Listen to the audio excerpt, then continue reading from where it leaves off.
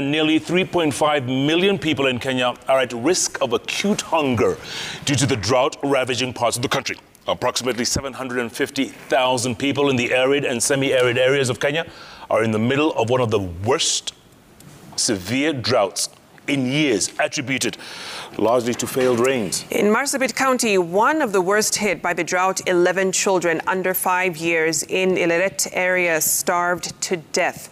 Hassan Mugambi traveled to the remote village of Godoma that has silently taken a hit, with close to 5,000 heads of livestock said to have dropped dead due to the lack of water and pasture. Here is tonight's special feature, Drought and Distress.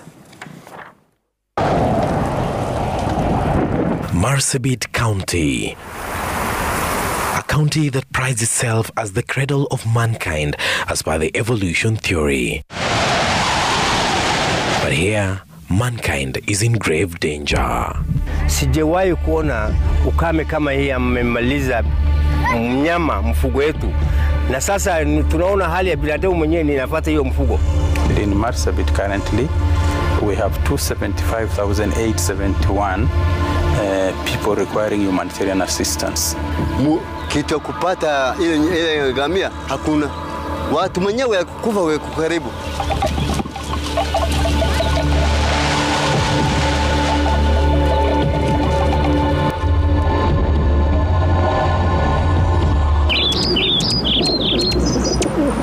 The crack of dawn beckons, but just like previous days and months, no rain in sight, which means another day of long and agonizing treks for the largely pastoralist communities here. Close to 280,000 people of Marsabit County are at risk of starvation, and they have literally witnessed climatic conditions getting worse right before their eyes. We set out to Godoma village near the Kenya-Ethiopia border, 300 kilometers from Marsabit town. Even before getting into the village, we meet Hussein Guyo, a camel herder who has been on the move for 2 days now in desperate search for a watering point. Hii kutembea unaenda kilomita kama ngapi? Kilomita kutoka hiyo saa kiwanja yake na hapa ni 20 kilometers. Na unaenda ngapi zaidi? Zaidi kuna karibu 7 kilometers. Kuna wale wameshinda kutembea, kuna watatu. Na wengine wanne ameshakufa. Juzi amekufa. Guyo says a water pan in Godoma village had provided relief during past successive droughts. At Godoma, here, there's nothing left to eat for both man and animals. The water pan Guyo had so much faith in is dry. This has been the situation since January. Not far from here, Ibrahim Adan walks us through this yard at the edge of the village, where his remaining herd is sheltering from the scorching sun. Down from 60 cows, he now only has these 4. His remaining camels literally browsing on dry thorns.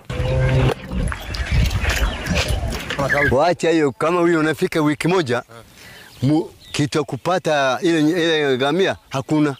Watu mwenyewe kufa wako karibu. Hakuna kitu kula watu. Hali ya watu ni hatari sana.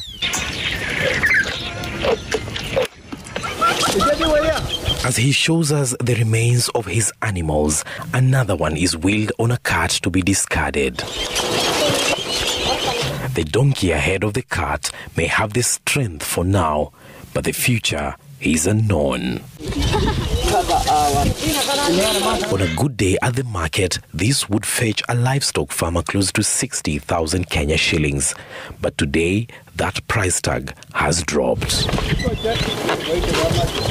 At the edge of Godoma village here in Marsabit County near the Kenya-Ethiopia border, this is the situation. A strong stench of carcasses meets you. It is where villagers have resorted to discard their dying animals. They fear that the situation might visit upon humans if immediate intervention is not explored. The dry bones in this makeshift livestock graveyard, a clear indicator of what has been the situation for months now. Ibrahim Ado, a former councillor here, is the village record keeper. He says the situation is desperate. Ng'ombe imekusha, population ya ng'ombe 2,500, gamia 1,500, bunda 176. From a distance, donkeys carrying water gallons can be seen approaching Godoma village. They are from a watering point, a trek of about 7 kilometers. In fact, we are told that even the beast of burden here collapse before delivering the all-important commodity. Hile inaenda kisima, naweka jerikeni mbili, hawezi rudi na jerikeni inakufa huko, inabaki kisima. Paka wanawake anaenda kuchukua kwa bega analeta hiyo maji. Times are hard even for the most resilient of animals. Wildlife species found in this part of the country, like the warthog, are also succumbing to hunger and exhaustion. Area Chief Ibrahim Sora now saying this is the worst he has seen yet. Water pan iko nyuma yangu hii, ilikuwa wananchi wa Godoma wanatumia haba.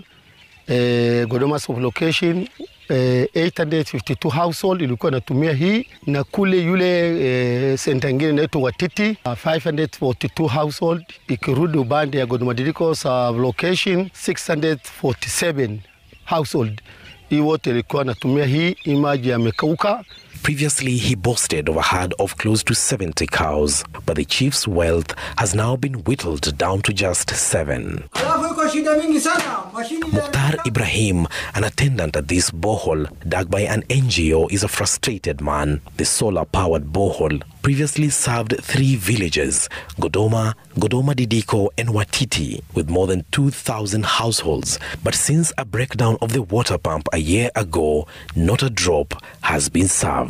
Tuko na serikali, tuko na governor, tuko na councillor, tuko na bunge, tuko na women rep. Sasa wakati hao wanakuja, wakati iko siasa na karibi, wakati ingine sisi hatuoni kitu, watu naomi. Being the last village along the border of Kenya and Ethiopia to the north and Wajir North Sub-County to the east, residents of Godoma village that is yet even to be connected to electricity feel forgotten. From food aid to development, they say nothing good comes their way.